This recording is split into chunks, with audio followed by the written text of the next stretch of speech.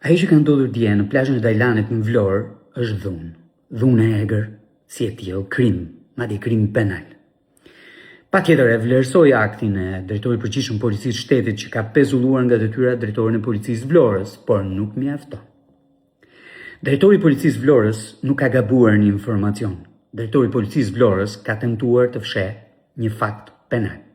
Rrëmbimin e një personi nga persona të tjerë atje, pra një protestuesi nga persona të tjerë, në sy të policisë, në krah të policisë, ta heqen zvarr, dhunimin, goditjen dhe dërgimin diku atje më tan. Ky është krim dhe është krim penal.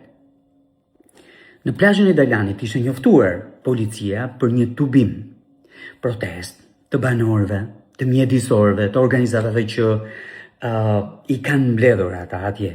Në momentin që ka një njoftim të tillë, policia është në vendin e ngjarjes për të garantuar protestën. Ka ndodhur një gjë më e rëndë, policia ka pranuar që në atë vendngjarje të ketë njerëz me maska, pas një shenjë dalluese, individualizuese dhe mbajtëse përgjegjësie pastaj. Se kështu shkon, kush ke ligjin mban në përgjegjësi. Policia jo vetëm që s'ka garantuar tubimin, por ka bërë se hir, kur këta njerëz që i ka lejuar vetë në vendngjarje, kanë dhunuar protestues. E drejta protestës në këtë vend është e drejtë e fituar që nga viti 1990 dhe policia është garantuese e kësaj të drejte.